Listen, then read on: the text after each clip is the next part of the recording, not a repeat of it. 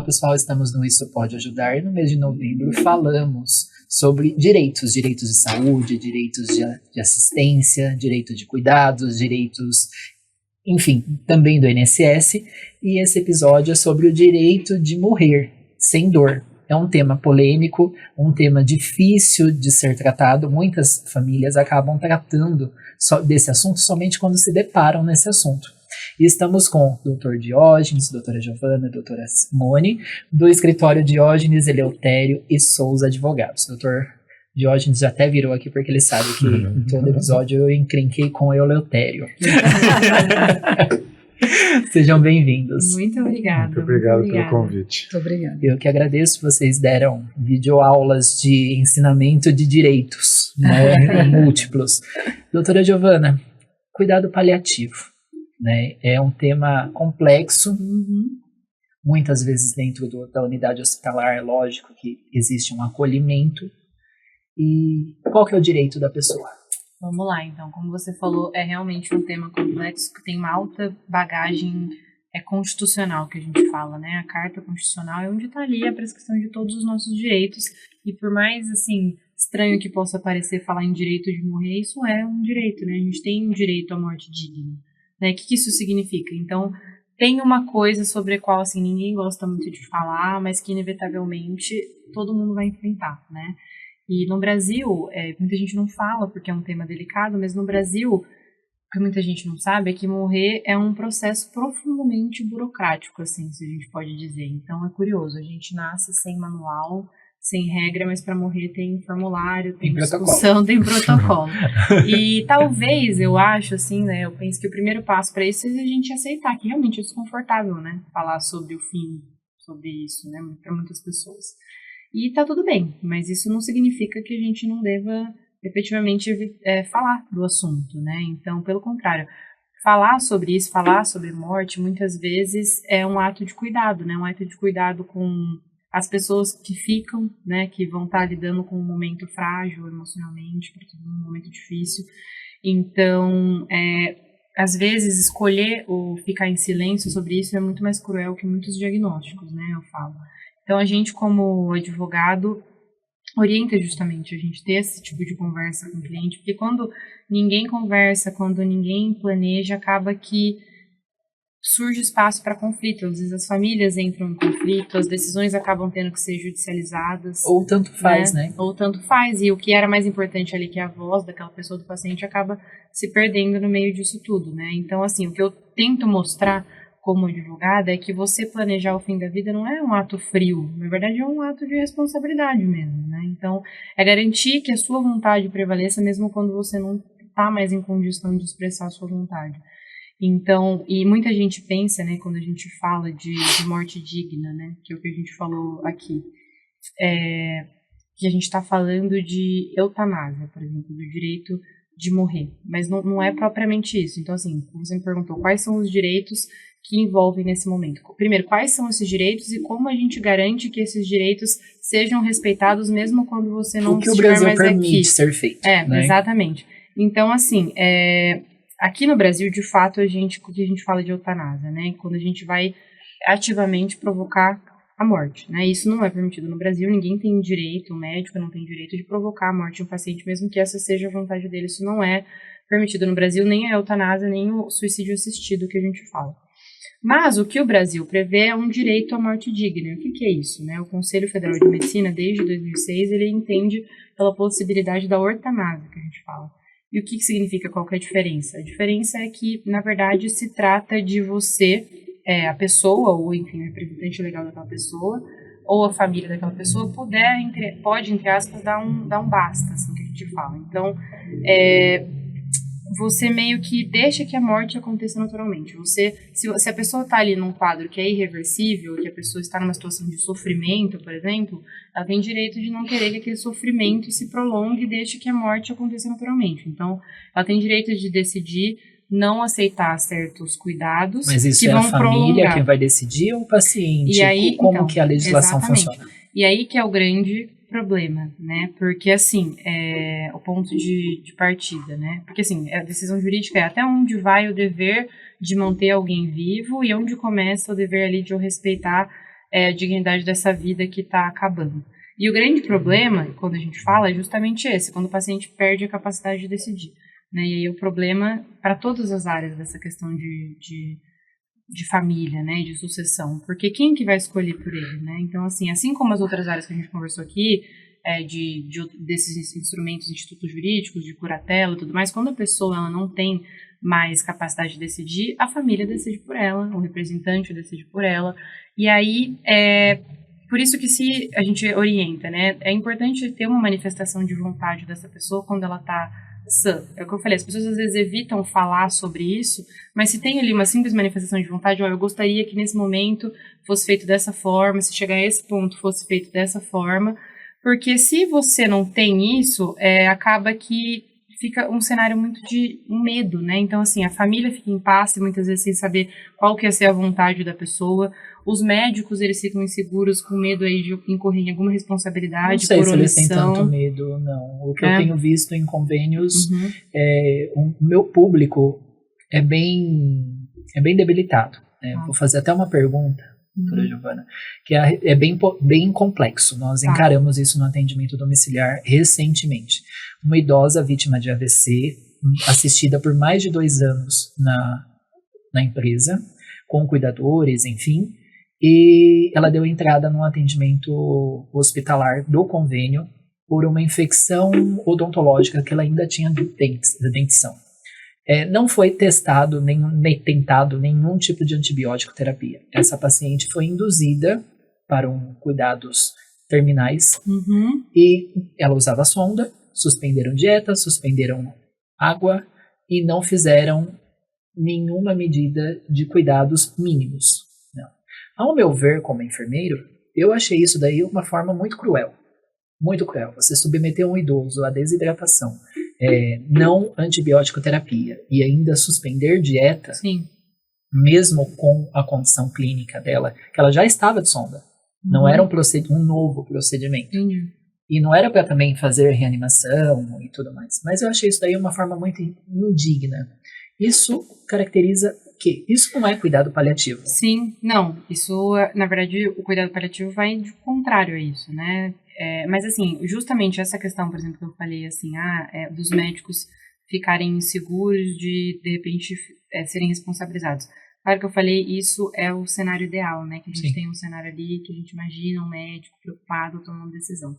Mas, na prática, o direito a uma morte digna envolve, em última análise, você não ser reduzido a um leito de hospital, você não ser reduzido a uma opinião de um médico, a um parecer médico, é você ter justamente essa possibilidade, entendeu? E num final de semana, eu duvido que a equipe do paliativo tenha passado para dar um parecer. Sim, porque precisaria da fono, da nutricionista, de um paliativista. Então, mas, por exemplo, como foi a reação da família nesse caso? Nesse caso, a própria família que induziu dizendo que ela estava em cuidados paliativos. Mas um problema de dentição, perto de outros problemas que ela já tinha enfrentado, não era um problema grande.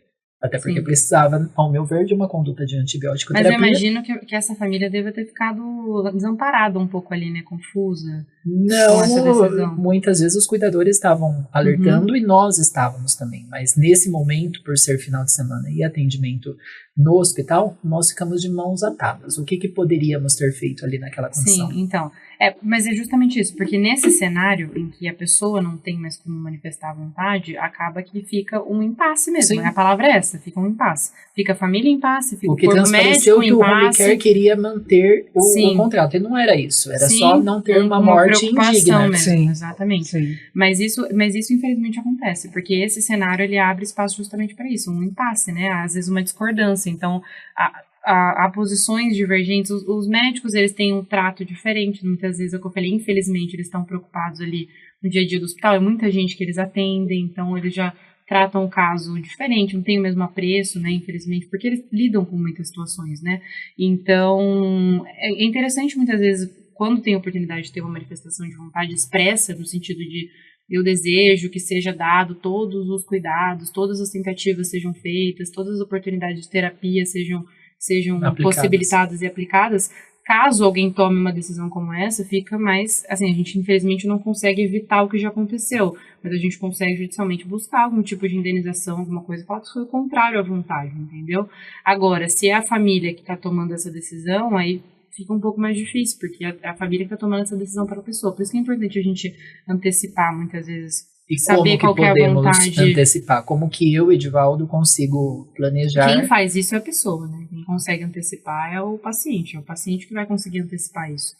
É que parece estranho as pessoas não gostam de pensar sobre isso e pensar o que elas querem que aconteça. Elas só lidam com isso quando isso efetivamente acontece. E às vezes já é tarde demais, né? Às vezes você já não está mais em condição de fazer. Mas é o que eu falei, se essa pessoa tivesse uma manifestação ali escrita, seja um testamento, algo ali, uma procuração escrita, essa vontade de que esses esforços fossem efetivamente empregados, aí ficaria muito mais fácil de rebater essa conduta médica de que isso não foi feito nesse caso, entendeu? Mas no seu caso específico, pelo que provavelmente teve uma junta médica que foi conversar com a família. 2 médicos de plantões alternados. Porque esse procedimento eles têm que deixar bem claro para a família a situação, né? Mas pela assim, própria família, né? E muitas vezes é bom que a família participe mais de uma pessoa na conversa, para que possa indagar acerca daquela situação, porque eles estavam falando, houve assim, uma omissão a da pessoa família, na verdade foi uma omissão de família, a família mesmo, também né? da própria instituição. Mas isso é importante. Isso que você falou é importante. Você achar que a morte não foi digna, a Constituição prevê direito a uma morte digna. Então, se eu acho que a família tem que ser bem esclarecida, inclusive dos métodos que vão ser aplicados, né? Porque uma coisa é você estar, por exemplo, com uma pessoa que está respirando com os aparelhos, né? Aí a pessoa fala, não adianta mais. Então, qual que é o procedimento? Olha, agora o procedimento é uma morte sem sofrimento. Pelo que você está me relatando, foi uma situação que fugiu da normalidade. Fugiu da normalidade, foi o que eu acho. Como eu falei, assim, é diferente quando a gente se lamenta isso, né? Quando a gente pensa em eutanásia, aquela questão da eutanásia, mas sejam nomes técnicos, mas na prática, que nem a situação que meu pai falou, uma pessoa tem aparelho, então, por exemplo, assim, a pessoa está numa situação que é irreversível, está muito debilitada, tem a oportunidade de ter um tratamento X para tentar reverter, aí, isso que eu falei, que ela tem a opção de não querer prolongar o sofrimento, se ela não quiser se submeter a esse tratamento. Agora, você ativamente induzir alguma coisa para antecipar a morte daquela pessoa, não sei se esse foi o caso, você falou da questão de induzir desidratação, isso já foge um pouco dessa questão de eutanásia, né, e começa a entrar um pouco nessa área mais questão atípica. Na verdade, ela foi uma vítima, né? Ela foi uma vítima. Justamente, e aí eu entro naquela questão, assim, de forma geral, acontece, isso às vezes acontece, não é? Nos convênios, não é principalmente. Aí eles querem, de um certo modo, encurtar. Eu tive um caso específico que ela estava na UTI, isso foi em Curitiba.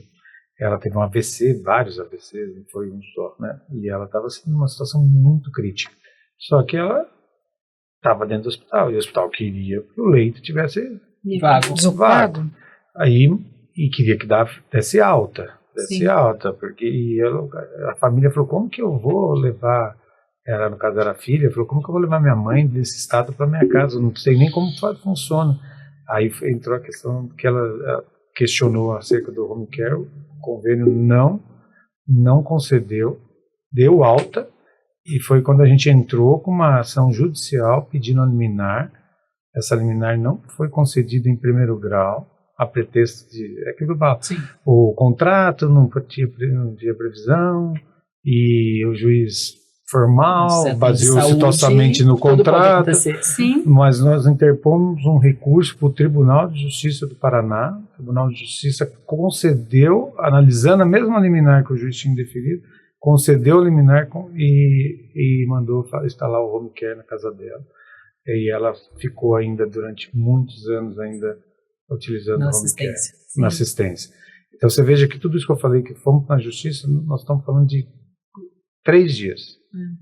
O juiz de primeiro grau indeferiu, recorremos da decisão, o juiz de segundo grau concedeu a liminar, aí o juiz geralmente concede a liminar sob pena de crime, desobediência, impõe multa elevadíssima, pois ela, depois da liminar, no dia seguinte, ela já estava com toda a assistência necessária.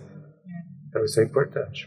Então, resumindo, doutora Giovana, para ter uma morte digna, consciente dos atos que você vai sofrer, é deixar por escrito aquilo que você quer ou que você não quer, medidas que dê um suporte artificialmente na sua vida. Porque assim, esse caso que você falou ilustra bem como a linha é muito tênue, né, entre você, de repente, não prolongar ali uma situação de sofrimento que já está instaurada, né? Ou você ativamente induzir ali, buscar antecipar, de certa forma, a morte daquela pessoa por uma questão de economia, de leito, de várias questões de plano de saúde, que infelizmente a gente sabe o que acontece. Isso aí é uma violação ao direito que a gente tem de uma morte digna. Isso é uma completa violação de direitos.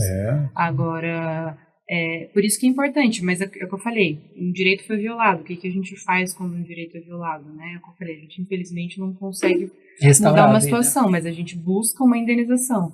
Então, se a gente tem um documento da pessoa de manifestação de vontade, ali falando que a vontade dela é que fossem empregados os meios terapêuticos para que fosse dado o máximo, né, de qualidade de vida, de prolongar essa vida, de todas as tentativas de reverter aquele quadro, isso não foi feito, isso dá mais embasamento ainda para o nosso Até porque pedido, depois de 2 anos de assistência domiciliar permanente com um paciente com sonda e tudo mais, a gente já entende que ela queria, ou a família era favorável à manutenção. Mas o meu ponto é justamente essa questão que eu fiz da gente tentar tirar um pouco esse tabu, para não ficar essa situação de a gente entende, se a gente acha, pra gente falar disso, né? Porque é engraçado, a gente faz contrato pra tudo, né? Pra casar, pra abrir empresa, mas quando é pra falar disso a gente evita, né? A gente tem até o RG hoje que você faz opção por doação, ser doador, não é? Então isso é algo mais ou menos que o que foi feito? Foi dada a possibilidade da pessoa em vida já manifestar a vontade em relação àquilo, porque a gente está falando de situação em que a pessoa pode a qualquer momento ter um acidente, ficar totalmente incapaz e ter aí a família não sabe exatamente fica como depois essa decisão. E em casos de pacientes neurodegenerativos que a demência vai se instalar de forma progressiva. Exatamente. E rápida muitas vezes e às vezes ela até verbalizava indiretamente que não queria medidas extraordinárias de manutenção à vida, mas a deglutição vai ficar prejudicada, né? Muitas vezes até mesmo a micção, a urina também vai ficar prejudicada por processo demencial. E aí? O que fazer quando não se tem esse documento? Alguém pode decidir por ela? Então, quem decide aí são os representantes dela, né? A família dela. E por isso que é importante, a família é um representante legal. E aí, às vezes, começa a criar já é um momento delicado para essa família. E começa a criar, muitas vezes, mais discussão. Porque um irmão acha aquilo, o outro acha que ela ia querer aquilo. Então, é importante a gente discutir isso. Porque domingos. quando a gente... na verdade, é algo que ninguém discute, na verdade. Mas quando a gente não decide, o sistema decide por nós, né? Sim. E muitas vezes o sistema não é tão sensível quanto a gente é. E é isso justamente que eu ia mencionar. Você acaba sendo vítima do sistema. E muitas vezes, por você ser, às vezes, em alguns casos, um peso para a família, acaba acontecendo o que aconteceu nesse caso seu aí, pelo que eu entendi.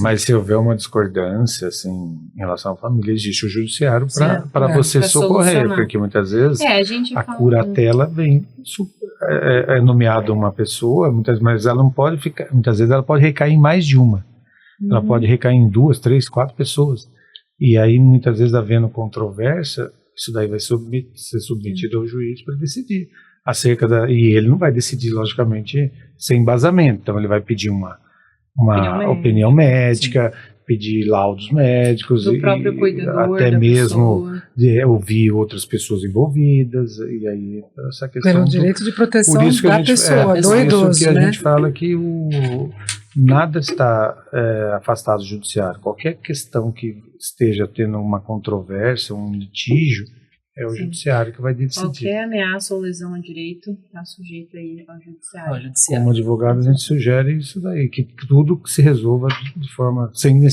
precisar do judiciário, mas se precisar, ele está lá. Para proteger justamente de todas essas vertentes. E ele não pode se omitir em relação a isso. E como fazemos para localizar vocês nas redes sociais? Nós estamos no Instagram, @DES de Diógenes Eleutério Souza, advogados, DES advogados. Tá lá no nosso site também, se quiserem entrar em contato conosco, dar uma olhada no nosso conteúdo, estamos por lá. Meninos, muito obrigado pela 4 videoaulas. Vocês falaram de uma forma muito clara, muito tranquila sobre todos os temas de direito. Muito obrigado. Nós é que agradecemos a oportunidade. Espero novos convites. Com certeza. E vão ficar mais habituados, né? Ah, sim. Já me sinto melhor. E para você que precisa de atendimento domiciliar, entre em contato conosco no @cuidareasaúde ou no @edivaldo.toledo ou no WhatsApp 940075391. Aguardo você toda segunda-feira, às 15 horas, no Spotify, na Rádio Difusora, no Jornal de Jundiaí e no YouTube. Até lá. Tchau, tchau.